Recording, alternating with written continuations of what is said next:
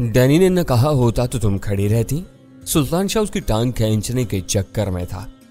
यही सब सोचा जाता जब किसी ने ना कहा होता, ये बताओ कि खाने की क्या पोजीशन है।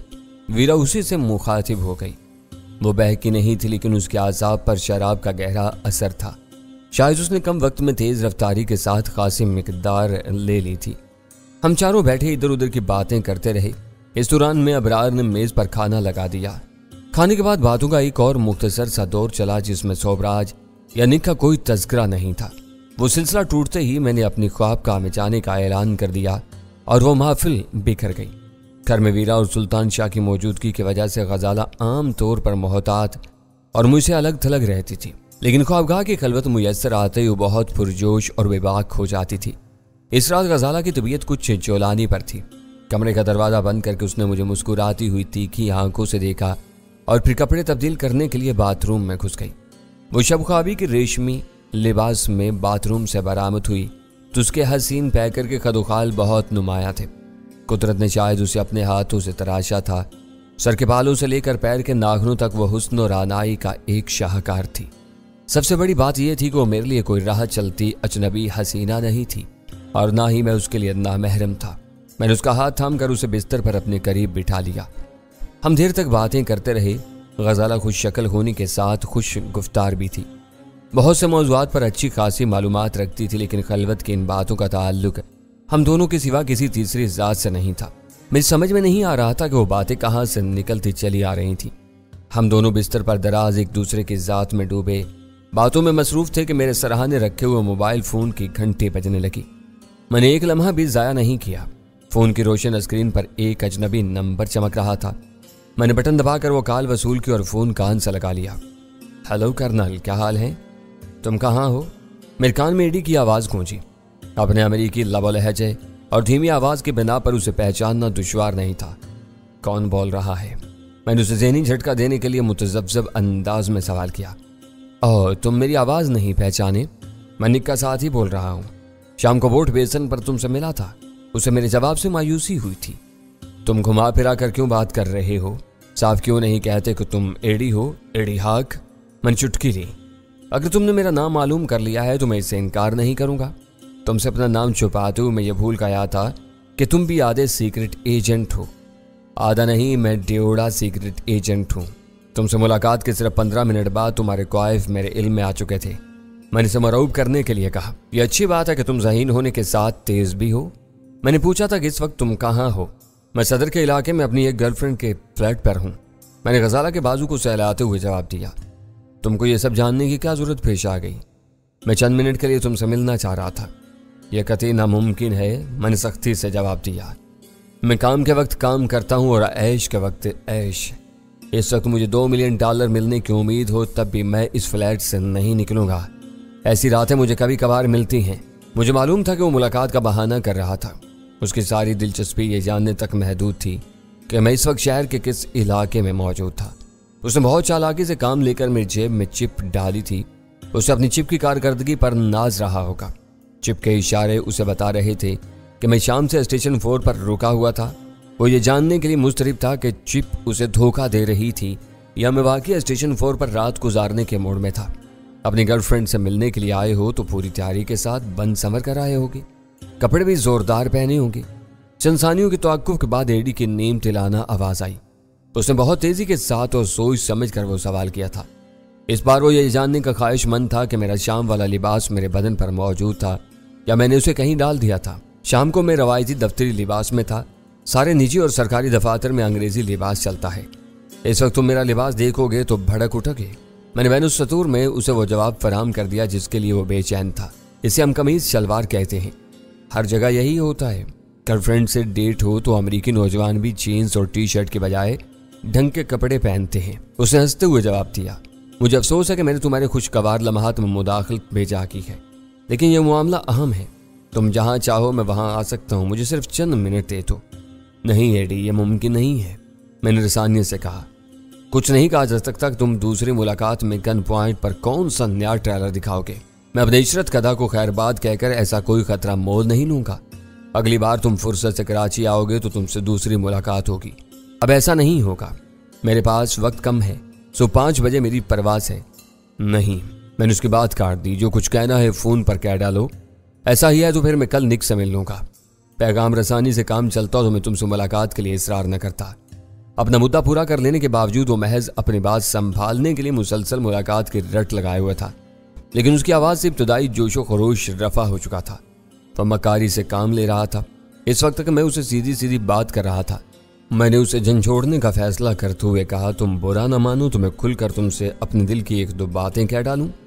जरूर कहो, मैं तो शुरू से ये चाह रहा था कि तुम मुझसे खुलकर बात करो, लेकिन तुम कहीं कोई राह देने पर आमादा नहीं हो। इस वक्त तुम्हारी बातें बिखरी बिखरी और सवाल कुछ गैर मरबूत हैं। मुझे जरा रुको। उसने मेरी बात काट दी। ये बताओ कि मेरी कौन सी बातें गैर मरबूत हैं? मुझे यूं महसूस हो रहा है जैसे तुम मुझसे अपने मतलूबा सवाल पूछते हुए हिचकिचा रहे हो। तुम्हारे दिल में कुछ और है, जुबान कुछ और कह रही है। तुम घुमा फिरा कर मुझसे कोई ऐसी खास बात उगलवाने की कोशिश कर रहे हो जिसके बारे में तुम बराह रास्त सवाल नहीं कर सकते। नहीं कर्नल, ऐसा नहीं है। ये तुम्हारी खाम ख्याली है। उसका लबो लहजा में जरा भी फर्क नहीं आया। पहले तुमने ये मालूम करना चाहा कि मैं शहर के किस हिस्से में हूं, फिर तुमको ये जानने की ख्वाहिश हुई कि मेरे बदन पर कौन सा लिबास है। ईमानदारी से गौर करो, क्या तुम्हारी ये सवाल अजीब नहीं है? मैं इनसे क्या नतीजा अखज़ कर सकता हूँ? तुम कोई भी नतीजा अखज़ करने के लिए आज़ाद हो। इस बार एडी की आवाज़ में हल्की सी तेजी आ गई। वो कह रहा था, मैंने खास तौर पर ये दोनों सवाल नहीं पूछे। ये हमारी गुफ्तगू के तसलसल का एक हिस्सा थे। तुमने बिलावजह इन सियाको सबाक से अलग कर लिया है। मुझे इस बात से जरा भी दिलचस्पी नहीं है कि तुम चीथड़े पहनकर अपनी महबूबा से मिलने आए हो या कोई नफीस और बेश कीमत चोड़ा पहनकर आए हो। मैंने बहुत खुश दिली और नेक नीयती से ये बातें कही थी। या तुम्हारे ज़हन के किसी गोशे में छुपा हुआ शर है जो तुम्हें मेरी कही हुई बातों का गलत मफहूम अखज़ करने पर उकसा रहा है? मेरा ख्याल है कि मुझे तुमसे मोहतात रहकर गुफ्तगू करना चाहिए। इब्तदाई मुलाकातों में हर अच्छा सीक्रेट एजेंट अजनबियों से मोहतात रहता है।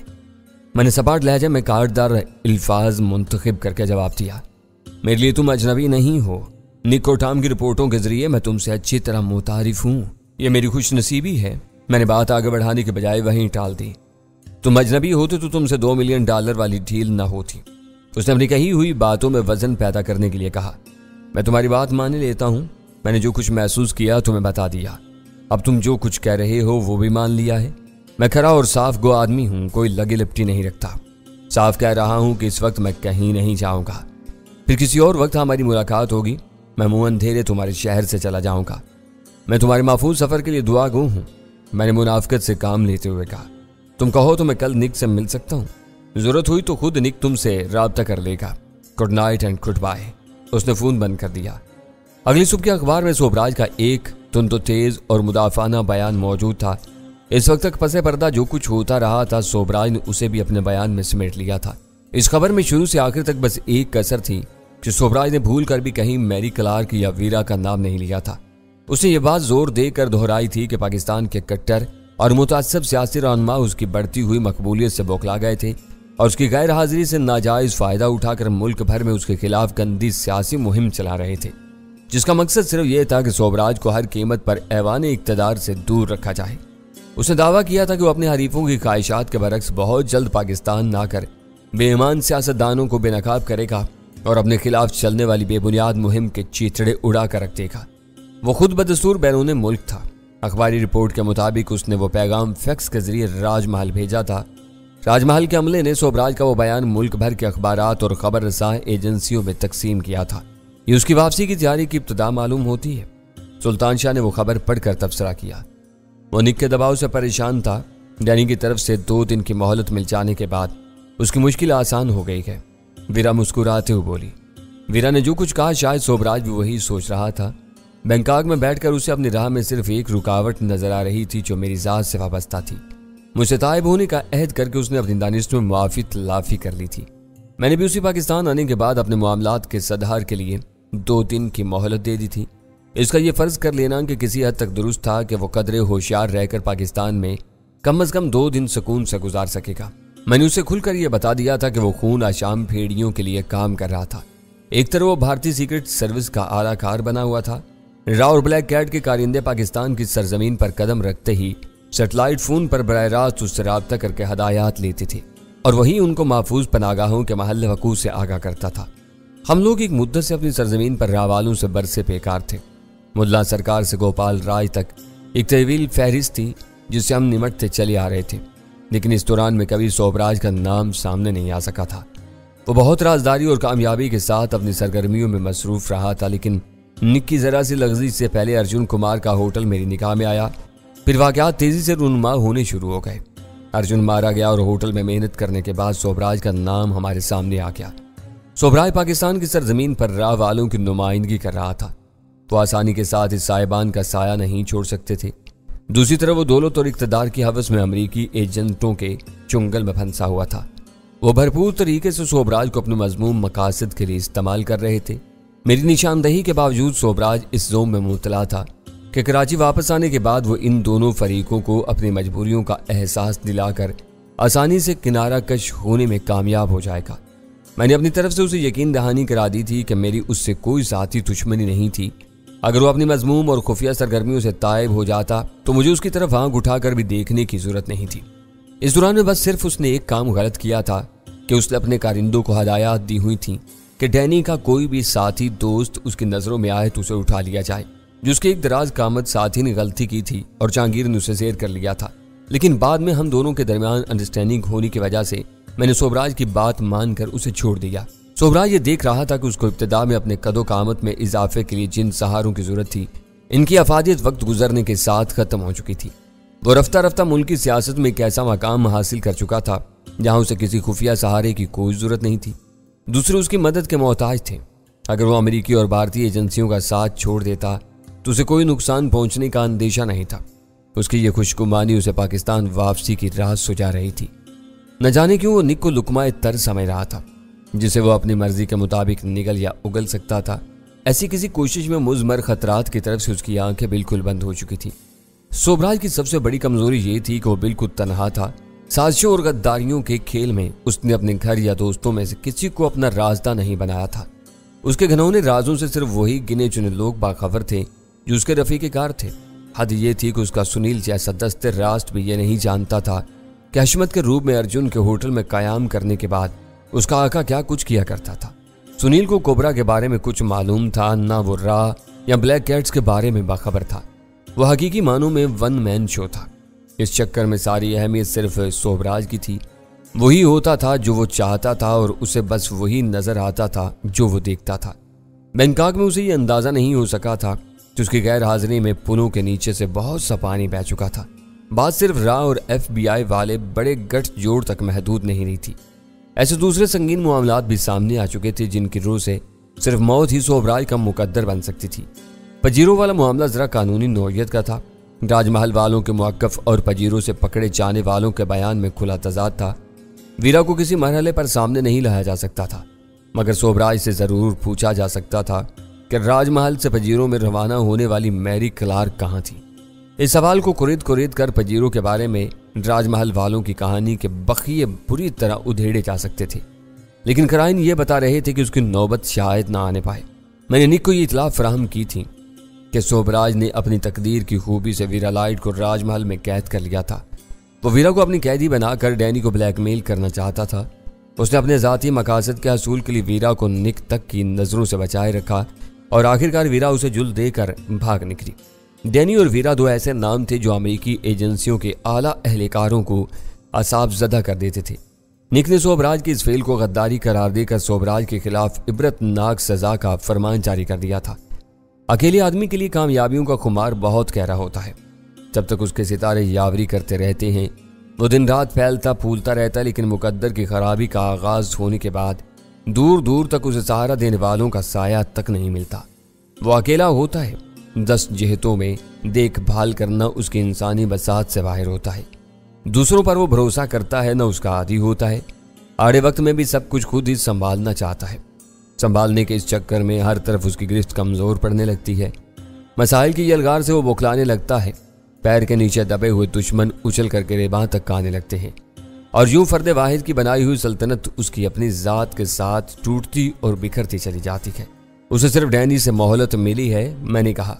वो ये भूल रहा है कि उसके खिलाफ कई कुव्वतें मैदान अमल में कार फरमा है।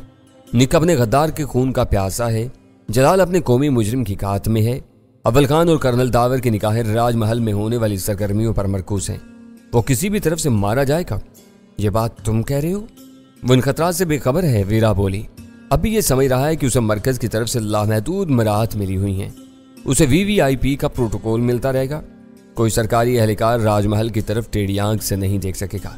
तुमसे उसका 2 दिन का समझौता हो चुका है। निक के अज़ाइम से वो बेखबर है। वो बेखबर नहीं हो सकता। उसकी लाबी के लोग उसे पल पल की खबरें पहुंचा रहे होंगे। सुल्तान शाह ने अंदेशा जाहिर किया। वो ग्रुप खासा बड़ा और बारसूख है। खबर वो पहुंचा सकता है जो खुद बाखबर हो। इन बातों से वो लोग भी बेखबर होंगे। जलाल जो कुछ करेगा अचानक करेगा। किसी को कबल अज वक्त इन इक़दामात की हवा भी नहीं लग सकेगी। इसकी लाबी के लोग उसके सियासी हलीफ हैं। उन्हें ये इल्म नहीं होगा कि सोबराज के पसे पर्दा सरगर्मियां क्या हैं। उसके जराइम की फहरिस्त सामने आते ही हर सियासी शख्सियत उसे लाताल्लुकी इख्तियार कर लेगी। देखते हैं अब क्या होता है। एडी शायद चला गया होगा। उसके बाद निक दोबारा अकेला रह गया है। वीरा अंगड़ाई लेकर बोली, वो इतना अकेला भी नहीं है। मैंने उसकी तस्दीक की। टाम उसके साथ है। अमेरिकी कौंसल खाने की हिफाजत के नाम पर अमेरिकी मैरीन फौजी और कमांडोज की खास नफरी कराची में मौजूद है। जरूरत पड़ने पर वो माजी में इन लोगों से काम लेते रहे हैं। कोई मकामी दस्तयाब न हुआ तो वो एक मरतबा फिर इन फौजियों को दाव पर लगा देंगे। गुड, तुमने मेरा दिल खुश कर दिया, वीरा मुसरत अमेज आवाज में चहकी। सच बात यही है कि जरूरत के वक्त वो अपनी आंखों पर पट्टी रखकर अपने आदमियों को भी दाव पर लगा देते हैं। एडी हाक दिल्ली गया है। गजाला ने जुबान खोली। हालिया वाकयात के तनाजुर में उसका दिल्ली जाना मानी केस है। मैंने इन बातों पर सर खपाना तर्क कर दिया है। पाकिस्तान के खिलाफ इन कुव्वतों का गठजोड़ रोज रोशन की तरह हमारे सामने है, मैंने जवाब दिया। ब्लैक कैट्स का कला कमा होने के बाद शायद अब इनका कोई नया मिशन इधर का रुख करेगा। गजाला ने ख्याल जाहिर किया। इसका इन्हिसार सोबराज के अंजाम पर होगा। वो रास्ते से हट जाता है तो राह वालों के सर पर से बहुत बड़ा साहिबान हट जाएगा।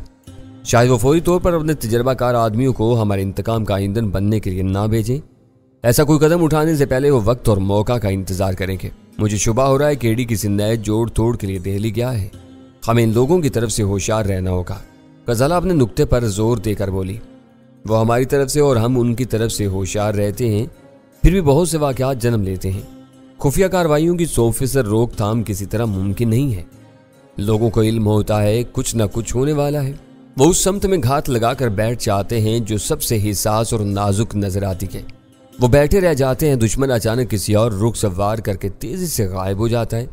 बाद में जो कुछ होना होता है वो होता रहता है, लेकिन वारदात का इर्तिकाब हो जाता है। उसे कोई नहीं रोक सकता। ये सिर्फ हमारे मुल्क में नहीं होता, दुनिया भर में यही हो रहा है। बहुत कम वाकयात को रुनुमा होने से पहले रोकने में कामयाबी हासिल होती है। अब दुश्मनों के खिलाफ पोशीदा सरगर्मियों और दहशतगर्दी में बहुत कम फर्क रह गया है, बल्कि कभी कभी तो ये फर्क खत्म होकर रह जाता है। लड़ाई के असूल बालाए ताक रख दिए गए हैं, इसलिए इनके इंसदाद में दिन ब दिन मुश्किलात पैदा होती जा रही हैं। वीरा ने तायद करते हुए कहा, तुम ये नहीं कह सकती। सुल्तान शाह के लिए वीरा की कही हुई बात पर एतराज करना वाजिब था। अमेरिकी ढंग से लड़ रहे हैं। वो अपने नुक्ताए नज़र से अमेरिकी मफादात का तहफ़्फ़ुज़ करते हैं और अपने मुकर्रर हदफ के पीछे लगे रहते हैं। खौफ व हिरास फैलाने के लिए बेगुनाह शहरियों की जानों से नहीं खेलते। तुम तीनों भारत गए थे। तुमने वहां हर उस शख्स को मार डाला जिसने तुम्हारे मिशन की राह में रुकावट पैदा करने की कोशिश की। बिला वजह किसी का खून नहीं बहाया। राह की सफ़ों में घुसकर अपना मतलूब रिकॉर्ड हासिल किया और भाग आए। भारतीय ऐसा नहीं कर रहे। वो खून आशाम दरिंदे बने हुए हैं। जब वो अपना मिशन पूरा नहीं कर पाते तो चुंझुला कर दहशत गर्दी पर उतर आते। ताज़ा तरीन वाक़या देख लो, गोपाल राज ने एम्प्रेस मार्केट के पेशाब खाने में टाइम बम क्यों रखा था? गजाला ने सुल्तान शाह की बात दरमियान से उचक ली।